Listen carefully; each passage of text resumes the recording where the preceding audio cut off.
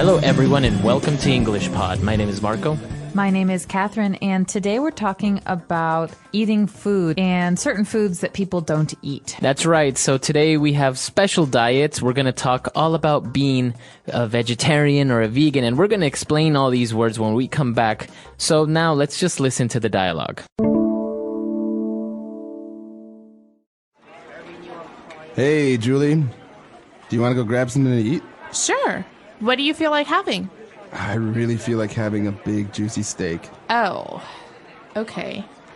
I don't eat meat, but that's fine. I'm sure wherever we're going, they will have other options, right? I didn't know you were a vegetarian. I'm not. I'm a vegan. A what? A vegan.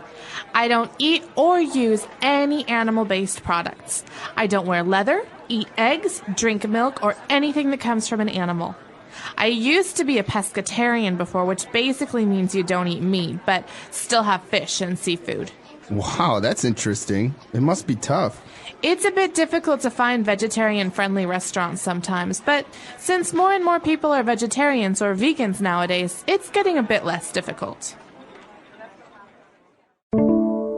All right, we're back. So now probably a lot of you have an idea of what it means to be a vegetarian, but let's take a look at that word and many more on Language Takeaway. Language Takeaway.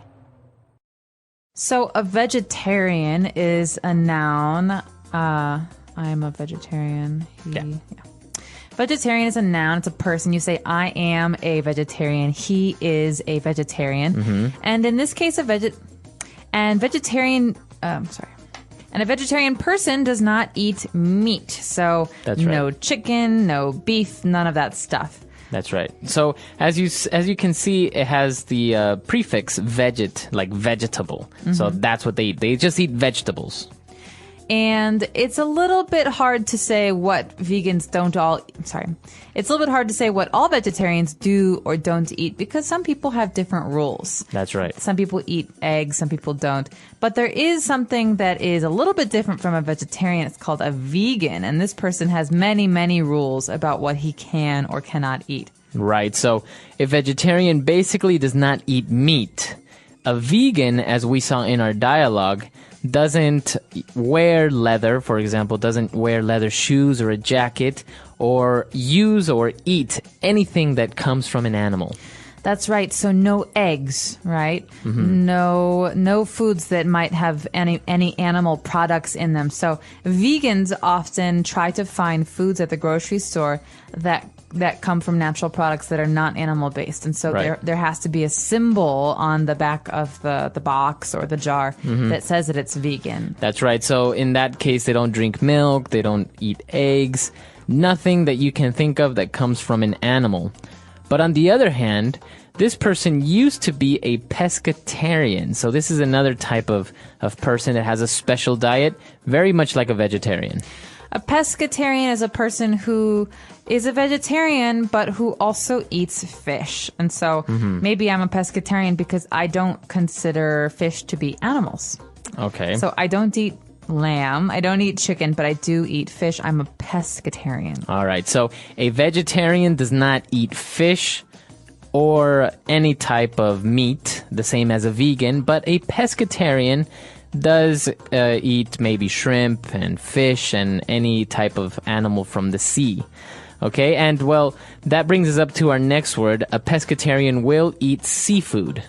Seafood is a word we use to describe animals that come from the sea. So not just fish. Also, like you said, shrimp and lobster. You could even think of really delicious food like a seafood pasta or Right. seafood salad, Okay. octopus, things like that. Okay, so you got clams, you have oysters. Anything that comes from the sea is considered seafood, right? That's right. And our last word in language takeaway is an adjective we heard at the end of the dialogue.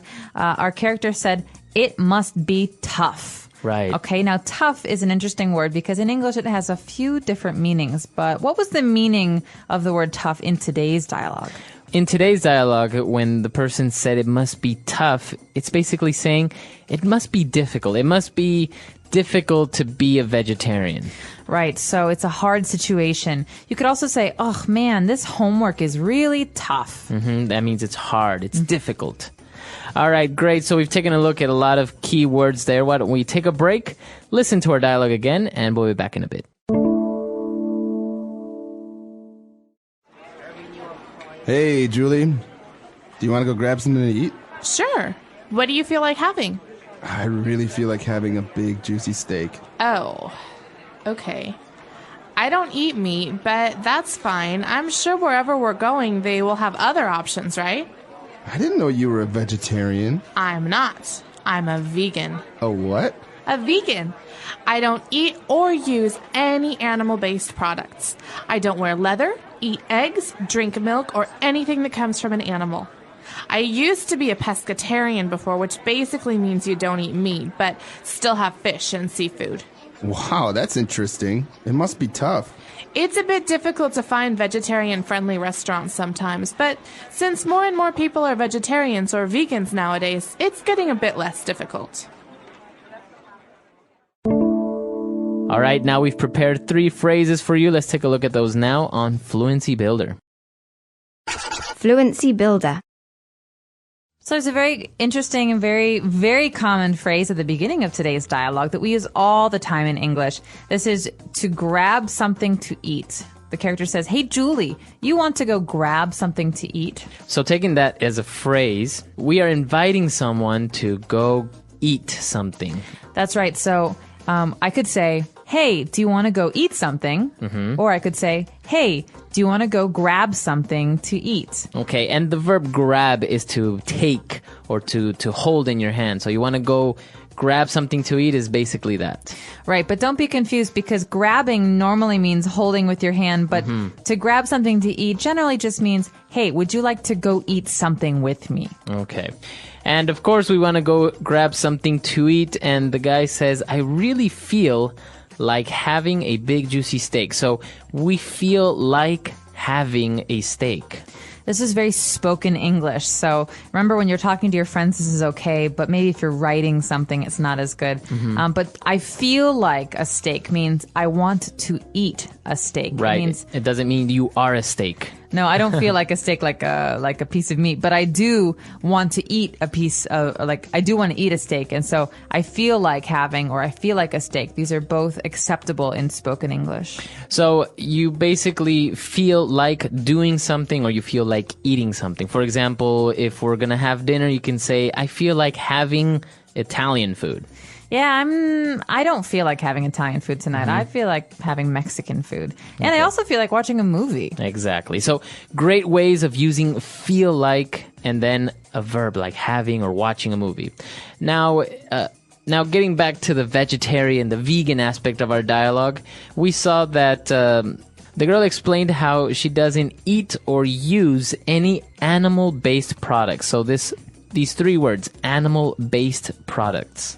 So product is basically anything that will be sold or bought.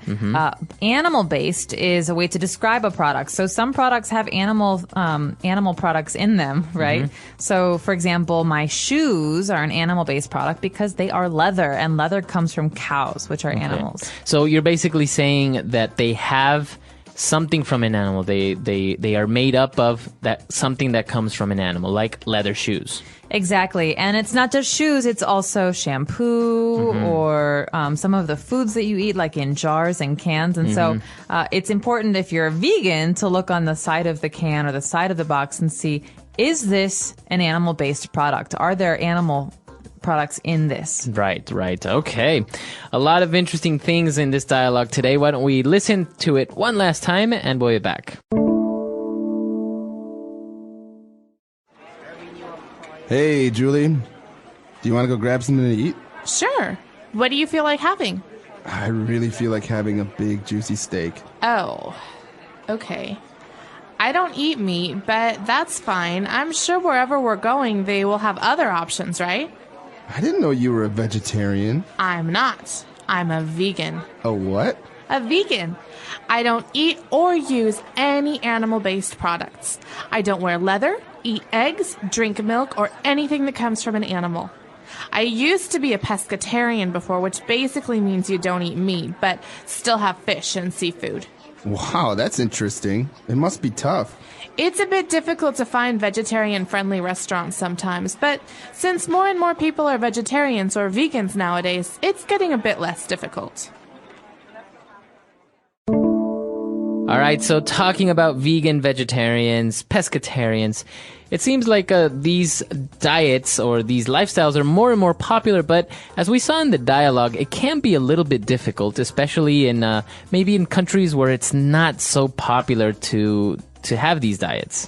Definitely. I think that in places where you can find vegan and vegetarian products very easily, being a vegetarian becomes much more easy because you have more options. Right. But if you're living in a country where it's very hard to eat a meal without having meat, then you might just eat potatoes every day. And that will get very, very difficult and very boring. Well, that's one of the main arguments or the main concerns with people is that even though you can argue that you can get all the vitamins or many of the vitamins and minerals from nuts and from vegetables, it's still not healthy to completely exclude from your diet maybe sources like of proteins like meat or eggs or dairy products.